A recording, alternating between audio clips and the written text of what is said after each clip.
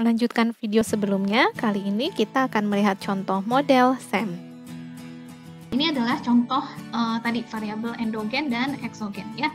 Di sini kita bisa lihat ya, variabel independen itu biasanya kita simbolkan dengan X ya. Kita sebut sebagai variabel eksogen ya. Variabel dependennya Y ya, biasanya itu variabel endogen. Dependen di sini kan simbolnya Y, jadi kita sebut sebagai variabel endogen ya. Nah, tadi ada yang namanya anak panah satu arah seperti ini. Ada juga yang dua arah. Dua arah ini biasanya antar variabel eksogen yang satu dengan eksogen yang lain ya. Kalau ini contohnya ini eksogennya cuma satu, endogennya cuma satu. Ada model yang memiliki beberapa variabel eksogen. Nah, kalau tanda panah dua arah itu menunjukkan adanya hubungan. Jadi kalau yang satu arah itu namanya pengaruh ya. Kalau yang dua arah bolak-balik seperti ini berarti hubungan ya. Adanya hubungan antara satu variabel dengan variabel lainnya. Nah, ini tadi bentuk variabel laten dan manifest ya. Yang kita sebut sebagai variabel manifest adalah yang ini. Ini ya, yang kotak-kotak ini ya. Sedangkan yang elipsnya kita sebut sebagai variabel laten ya. Nah, ini tadi ya yang tanda panah dua arah bolak-balik itu menunjukkan hubungan korelasional ya. Sedangkan yang satu arah itu menunjukkan pengaruh ya. Makanya di sini disebutnya dependence relationship ya. Jadi di sini variabel eksogen berpengaruh terhadap variabel endogen gitu bacanya ya. Lalu asumsi SEM.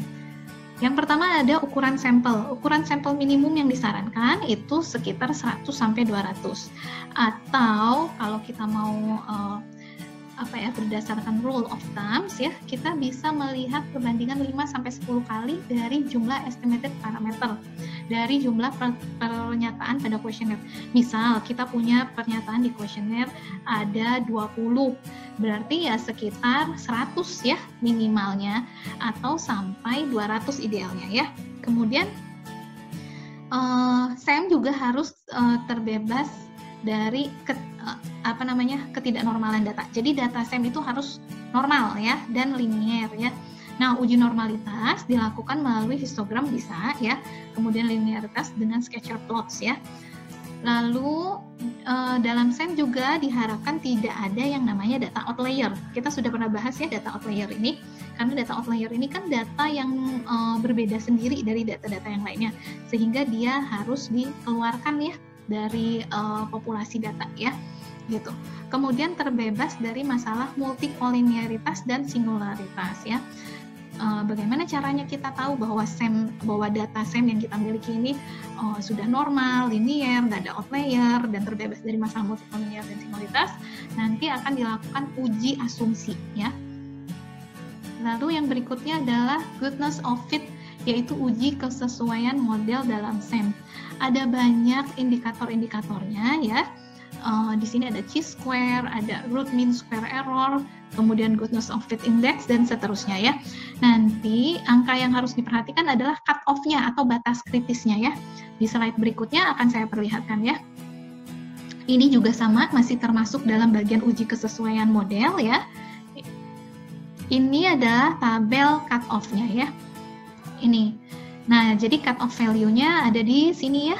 Nih, ini untuk memastikan bahwa data yang kita miliki atau model SEM ini memang cukup layak untuk menjadi suatu model ya, untuk jadi satu model.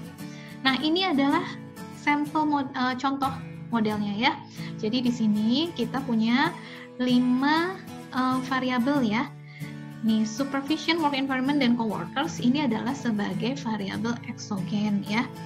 Ini juga sama sebagai variabel eksogen. Job satisfaction itu adalah variabel eksogen untuk job search ya. Tapi dia adalah variabel endogen untuk supervision, work environment, dan coworker gitu. Nah, supervision, work environment ini saling berhubungan. Work environment dengan coworker juga diduga saling berhubungan ya. Supervision dan coworker juga diduga saling berhubungan ya. Gitu. Ini adalah contoh model persamaan struktural. Nah, dari setiap tanda elips ini, supervision itu nanti ada, ini kan baru variabel laten ya. ini variabel manifestnya tidak tergambarkan, sebetulnya ada lagi variabel manifestnya ya. Nanti akan kita lihat contohnya di pertemuan berikutnya ya. Sekian konsep dasar SEM, terima kasih.